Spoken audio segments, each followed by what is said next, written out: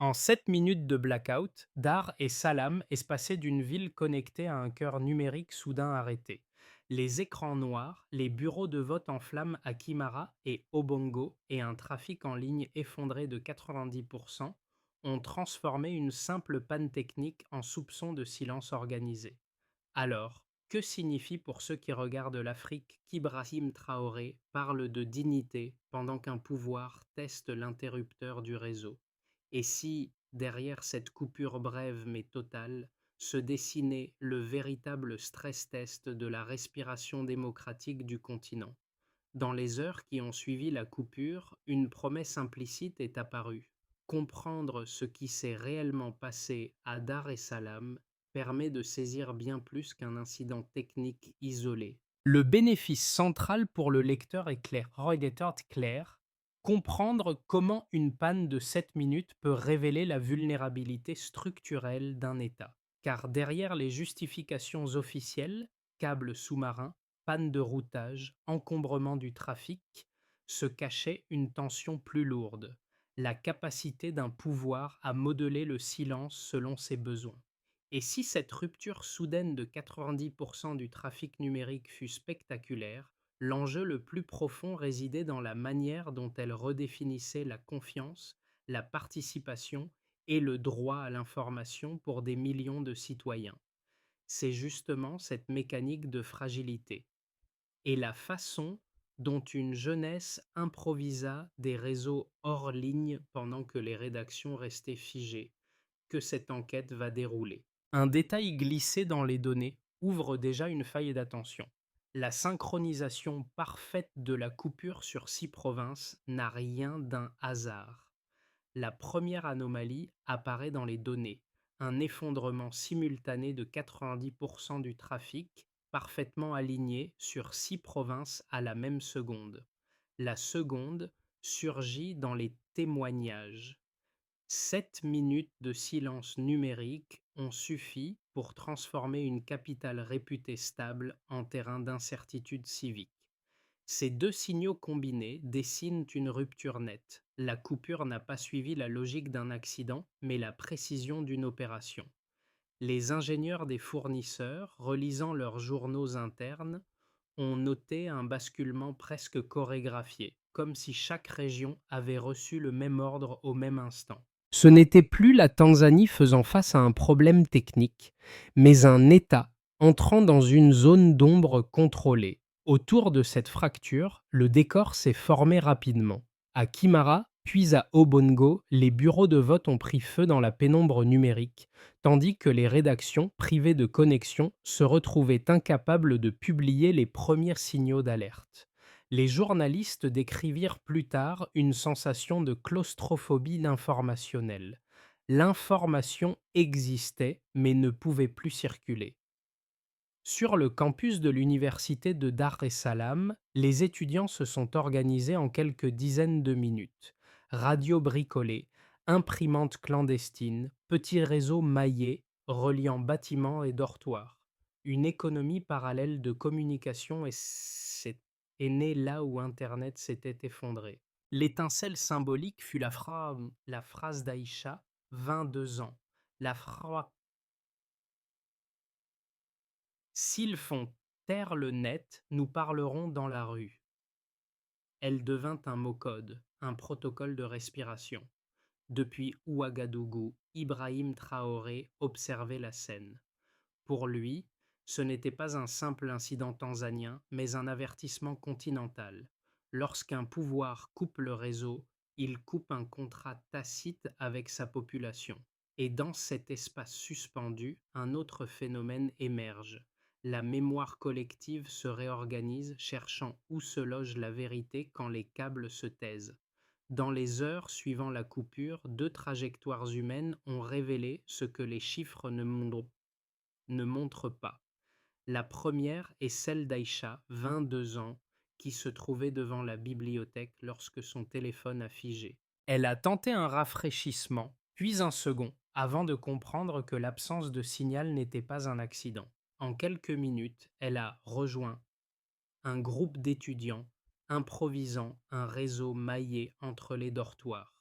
Radio portative, imprimante clandestine, relais manuel.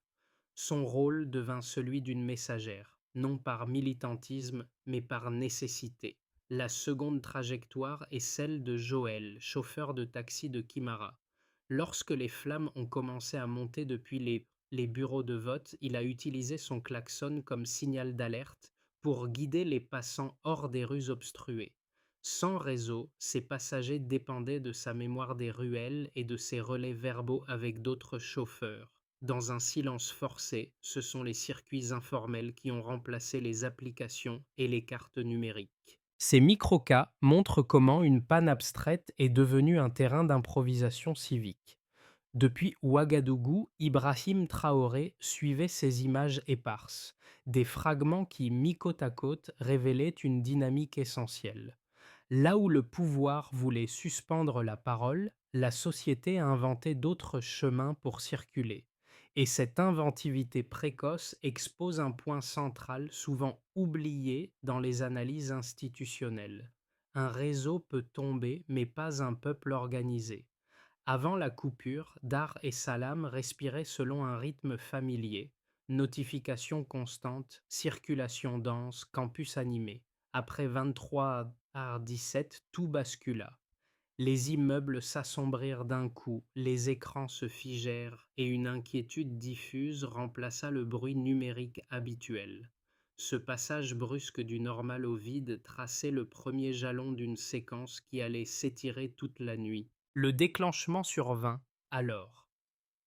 À 23h17, l'effondrement de 90% du trafic fit chuter la ville dans un silence artificiel. Les premiers regards se tournèrent vers les antennes, puis vers les téléphones éteints avant que la confusion ne s'installe. Dans les minutes suivantes, les bureaux de vote de Kimara et d'Obongo s'embrasèrent. Les vidéos, captées avant que les derniers serveurs ne tombent, circulèrent brièvement via des VPN instables. Les journalistes, incapables de publier, prirent des notes à la main. Les rues, elles, absorbèrent une tension nouvelle.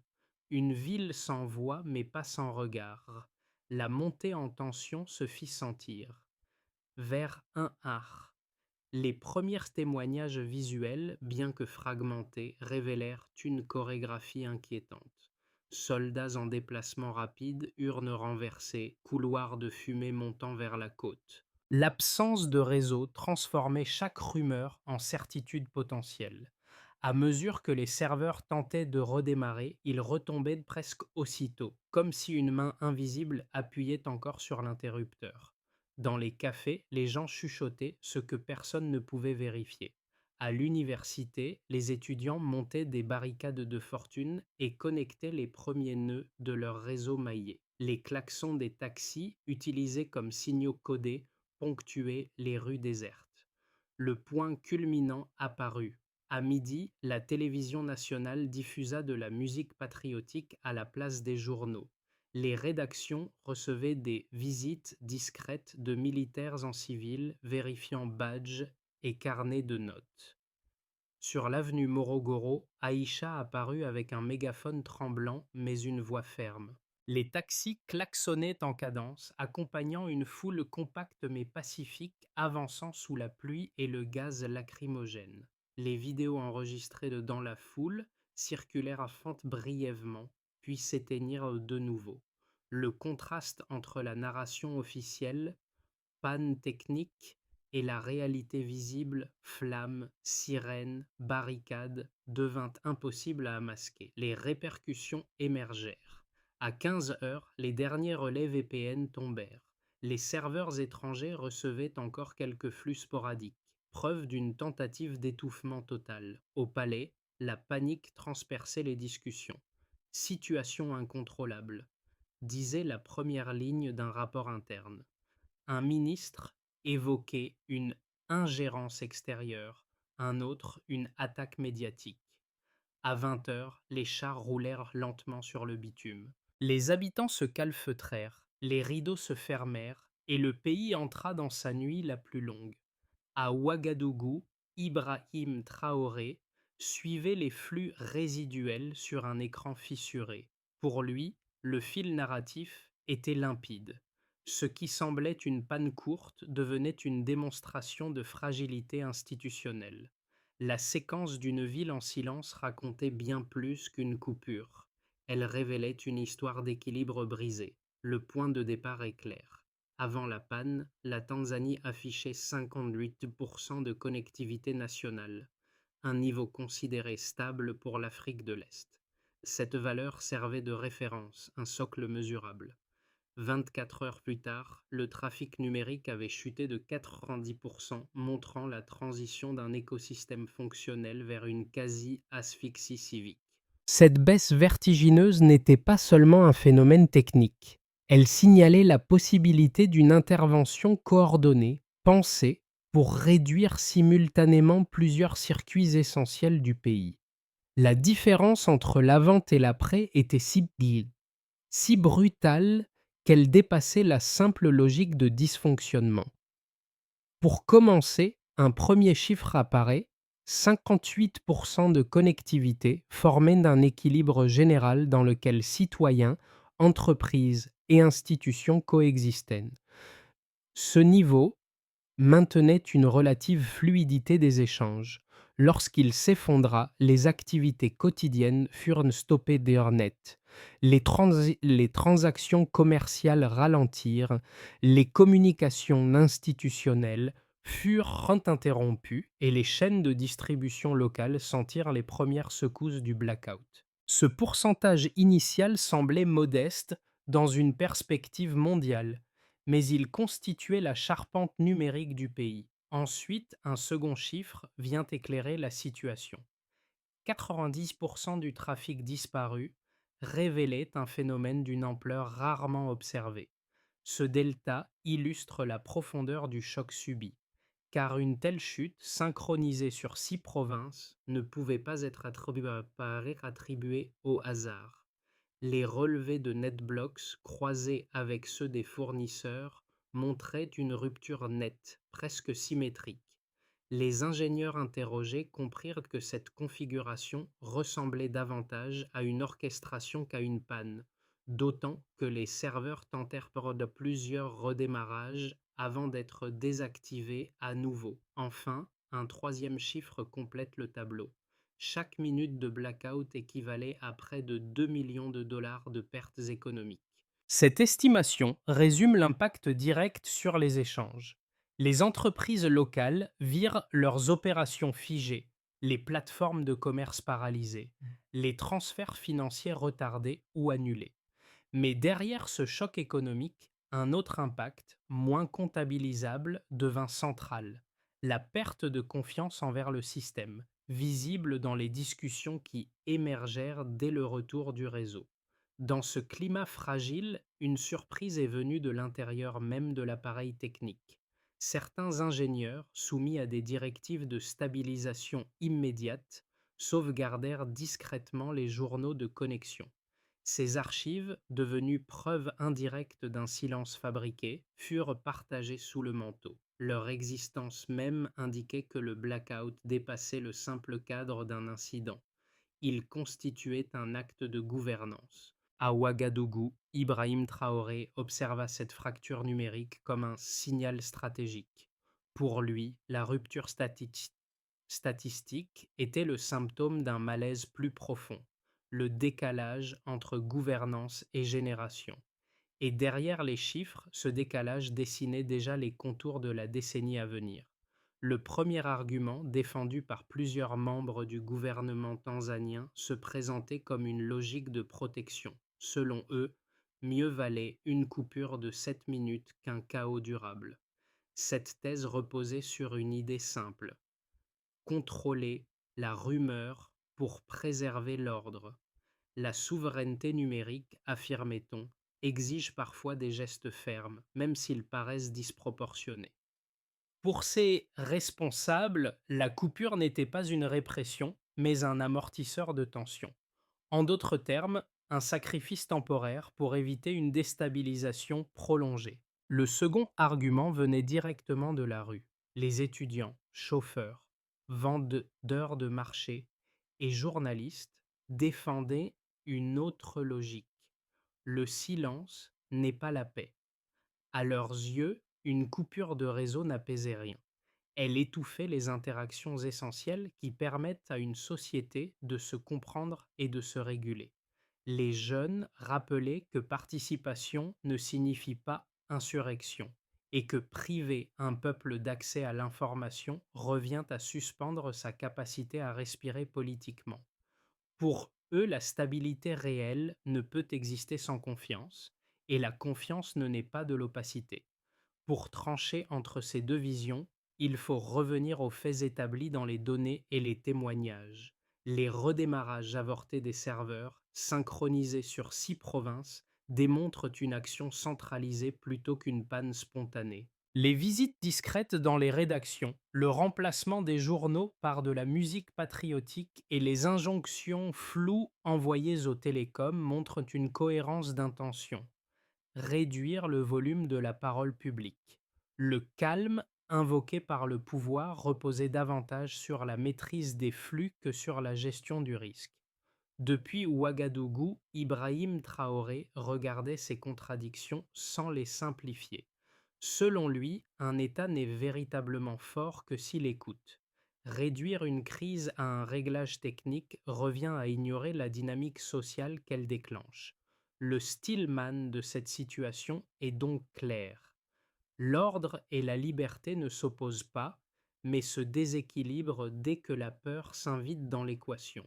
Le silence changea de camp. Cette phrase, murmurée dans plusieurs cafés de Dar es Salaam au lendemain du blackout, résumait une bascule presque imperceptible. Le pouvoir pensait contenir une population inquiète, mais c'est la population qui révéla la nervosité du pouvoir. La scène la plus révélatrice survint à l'aube quand les rues, encore humides de gaz lacrymogène, se remplirent de jeunes portant des radios bricolées. Les taxis, eux, relayaient l'information comme des agences improvisées, transformant chaque klaxon en signal codé. Ce renversement n'était pas spectaculaire, il était méthodique. Là où le gouvernement diffusait des images contrôlées de calme, les flux clandestins montraient une société attentive, organisée, capable de reconstruire un réseau hors ligne en quelques heures. Chaque tentative de verrouillage révélait paradoxalement un point de fragilité institutionnelle. Depuis Ouagadougou, Ibrahim Traoré observa ce mi-parcours comme une preuve que la dignité circule plus vite que les câbles. Ce qu'il voyait n'était plus seulement une panne tanzanienne, mais une contagion morale. Quand un État fabrique le mutisme, la population fabrique la mémoire. Et, dans cette tension, une idée neuve surgissait. Un peuple privé de réseau apprend à écouter autrement. Les répercussions du blackout ne se limitèrent pas aux rues enfumées ni aux bureaux de vote incendiés. Elles se déployèrent dans 4 sphères distinctes, celles qui mesurent réellement la santé d'un pays confronté au silence numérique. Sur le plan de la vie quotidienne, pour les habitants ordinaires, l'effet immédiat fut une perte de repères. Sans réseau, les appels d'urgence ralentirent, les transferts d'argent mobile s'interrompirent, et les communications familiales se réduisirent à des déplacements physiques. Les vendeuses de marché, privées de leur groupe de coordination, durent réinventer des circuits d'information verbaux. Dans les quartiers populaires, les coupures répétées firent surgir une forme d'entraide spontanée. Partage de radios, regroupement dans les cours intérieures, circulation de petites notes écrites à la main. Cette micro-organisation compensa ce que les infrastructures officielles n'assuraient plus du côté des entreprises.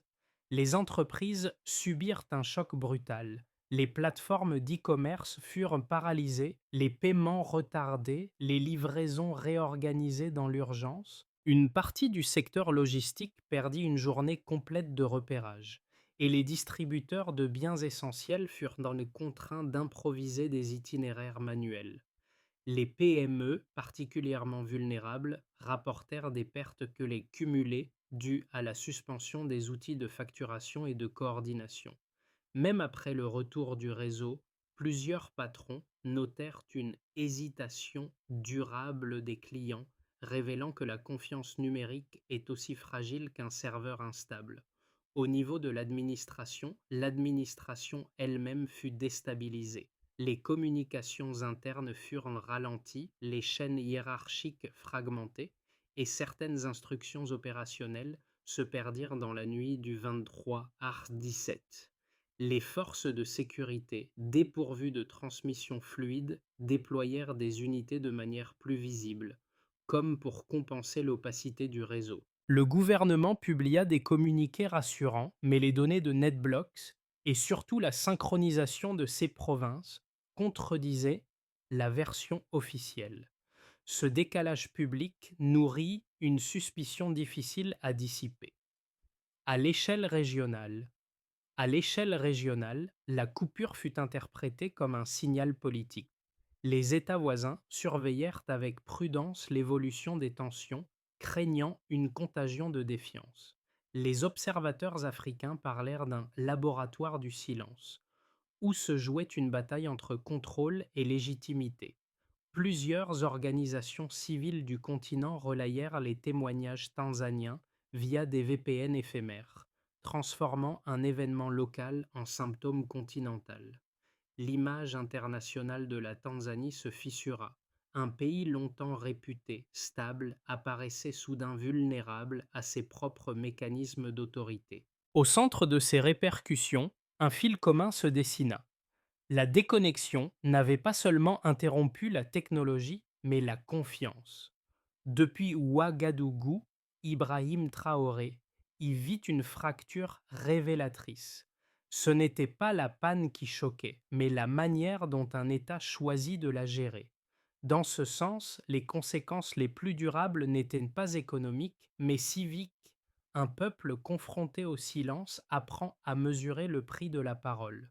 Au-delà de l'émotion immédiate, la panne ouvre trois trajectoires possibles pour les 6 à 12 prochains mois. Chacune repose sur des dynamiques déjà visibles dans les données, les réactions institutionnelles et l'organisation spontanée de la jeunesse. Ce ne sont pas des prédictions, mais des cadres plausibles à partir des faits établis. Dans un scénario de base, stabilisation progressive, fracture persistante. Dans cette voie, le gouvernement maintient une posture de contrôle tout en rouvrant progressivement les canaux numériques. Les universités reprennent leurs activités, les entreprises retrouvent un rythme quasi normal, et les télécoms se voient confier des audits internes visant à renforcer la résilience. Cependant, la confiance reste fragile. Les habitants continuent d'utiliser des VPN, les radios communautaires gagnent en importance et les journalistes dépendent de réseaux discrets pour vérifier leurs sources. Ce scénario évite le chaos, mais installe durablement une société sur deux niveaux, l'officiel et le parallèle. Dans un scénario optimiste, réforme numérique encadrée, retour de la presse indépendante. Ici, la pression régionale et les dialogues africains jouent un rôle crucial. Dar es Salaam engage une réforme de transparence. Publication régulière des journaux de connexion, création d'une plateforme citoyenne de suivi du réseau, intégration des ingénieurs du mouvement UAZ dans des programmes publics. Les médias retrouvent de l'autonomie. Les universités lancent des modules de citoyenneté numérique et les jeunes participent aux discussions politiques locales. Ce scénario transforme l'incident en point d'apprentissage, où l'État admet ses défaillances sans perdre son autorité. Dans un scénario pessimiste, durcissement, exode des talents, mémoire interdite, dans cette trajectoire, la coupure devient un précédent. Le gouvernement multiplie les arrestations, surveille plus étroitement les campus, restreint les VPN et limite les publications en ligne. Les journalistes travaillent à partir de serveurs étrangers. Les étudiants les plus qualifiés partent étudier ailleurs et la diaspora devient le relais principal de l'information. L'économie reste techniquement stable, mais la société se referme autour d'une méfiance structurelle. Le pays retrouve une apparence d'ordre, mais un ordre sans respiration. Dans ces trois chemins, une seule constante demeure. La qualité du lien entre l'État, la jeunesse et les circuits d'information définira la trajectoire réelle. La question n'est pas ce que promet le réseau, mais ce qu'une société accepte d'y perdre. Les effets d'un blackout ne se mesurent pas seulement en statistiques ou en millions de dollars perdus. Ils prennent forme dans la manière dont chacun, selon son rôle, son âge, son espace social, ressent la fragilité d'un pays privé soudainement de voix numériques. Pour que ce récit touche réellement le lecteur, trois cercles d'expérience permettent de comprendre ce que signifie perdre le réseau lorsqu'on vit au cœur de l'événement. Pour le premier groupe, ceux qui dépendent du numérique pour vivre, commerçants, chauffeurs, livreurs, vendeuses de marché, pour eux, la coupure n'a pas été une abstraction. Une transaction bloquée, une commande perdue, une information qui n'arrive pas au bon moment peuvent modifier toute une journée de revenus. La panne a rappelé que la technologie n'est pas un confort mais une infrastructure vitale. Pour le deuxième groupe, ceux qui dépendent du numérique pour comprendre, les étudiants, les journalistes, les enseignants ont vécu le blackout comme une parenthèse inquiétante. Leurs outils de travail, bases de données, réseaux internes, plateformes d'échange, ont disparu d'un coup.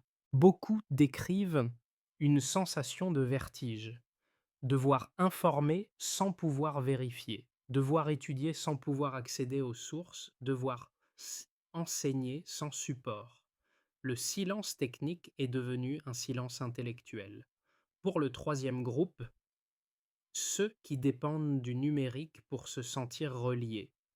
Pour les familles, les voisins, les amis dispersés dans les quartiers, la coupure a réveillé une angoisse plus intime. L'impossibilité de joindre quelqu'un, de savoir s'il est sain et sauf, de transmettre une simple confirmation. Les radios communautaires ont comblé partiellement ce manque, mais la vulnérabilité est restée palpable. Au fond, ce que le blackout de Dar es Salaam a révélé, c'est ceci. Quand un réseau disparaît, ce n'est pas la technologie qui tombe, mais la continuité humaine. Rebâtir la confiance après un blackout ne relève pas d'un slogan mais d'une méthode. Une panne qui touche une nation entière exige une réponse structurée, lisible et mesurable. C'est pour cette raison que plusieurs pistes concrètes émergent des faits observés en Tanzanie. Elles ne promettent pas de transformer le pays en quelques semaines, mais elles tracent une trajectoire réaliste pour éviter qu'un tel silence se répète. Première proposition, rendre publiques les données de coupure. Publier les journaux techniques, les horaires exacts, les zones touchées et les motifs invoqués. Cette transparence permet de reconstruire la confiance car elle montre que l'État ne dissimule pas les détails essentiels. Un pays respire mieux quand ses chiffres sont visibles. Deuxième proposition, créer une plateforme citoyenne de suivi du réseau. Une interface simple, accessible à tous, où l'on peut voir en temps réel l'état des connexions. Cela transforme chaque citoyen en acteur de vigilance collective et réduit l'espace des rumeurs. Troisième proposition, instaurer un module code et citoyenneté dans les universités. Former les jeunes à comprendre non seulement comment fonctionne un réseau, mais comment il s'articule avec leurs droits. La compétence technique devient alors un outil de liberté civique. Quatrième proposition, formaliser un dialogue mensuel entre l'État, la presse et les collectifs civiques. Une table, une caméra, une heure. Le but, documenter, écouter, répondre. Ce rituel installe un contrat d'écoute mutuelle bien plus solide qu'un communiqué. Cinquième proposition, protéger ceux qui signalent les censures. Journalistes, ingénieurs, techniciens doivent disposer d'un statut régional protégé. Une telle garantie décourage les abus et encourage la vérité. Depuis Ouagadougou, Ibrahim Traoré résuma un jour cette logique en affirmant que la dignité n'est pas un principe abstrait, mais une pratique quotidienne. En somme, la réparation d'un réseau commence toujours par la réparation d'un lien. Au crépuscule, sur les marches de l'université de Dar es Salaam, la même scène que celle d'Aïcha, la messagère improvisée de revint hanter la mémoire collective. Une bougie fut allumée, fragile, tremblante, mais suffisamment vive pour attirer les regards. Aucun slogan, aucun mégaphone, aucun réseau, seulement une flamme portée par la patience d'un peuple qui refusait d'abandonner sa voix. Dans le campus, certains se souvenaient encore du réseau maillé bricolé la nuit du blackout, d'autres murmuraient la phrase devenue symbole. S'ils font taire le net, nous parlerons dans la rue. L'image de la bougie franchit les frontières en quelques heures, relayée par des captures furtives. À Ouagadougou, Ibrahim Traoré reçut la photo sur son téléphone fissuré. Il la contempla un long moment, comme on écoute une respiration nouvelle. Pour lui, ce geste simple ne témoignait pas d'une révolte, mais d'une continuité, celle d'un peuple qui refuse de laisser le silence définir son avenir. Et dans cette lumière tremblée, une vérité s'imposa avec une clarté silencieuse. La dignité ne s'éteint jamais vraiment. À l'aube, Dar es Salaam semblait revenu à la normale. Les trottoirs balayés, les radios allumées, la mer retrouvant son cliquetis ordinaire. Pourtant, derrière cette apparente tranquillité, un fil invisible persistait. Dans les cafés, on chuchotait encore la nuit de la coupure. Dans les campus, on échangeait toujours les fragments de vidéos sauvegardés. Dans les rues, certains continuaient d'allumer des bougies comme pour vérifier que la flamme tenait bon. Rien de spectaculaire, mais une vigilance tranquille, presque devenue réflexe. Ce récit n'appartient pas seulement à la Tanzanie. Il touche chaque pays qui s'interroge sur la place du réseau, la fragilité de la parole publique et la manière dont un peuple choisit de rester debout lorsque l'écran devient noir. Il ne cherche pas l'indignation, mais la lucidité, comprendre ce qui a vacillé pour mieux imaginer ce qui peut tenir. Alors, une question demeure, ouverte, calme, essentielle. Comment, vous, réagiriez-vous si le silence tombait sur votre propre ville?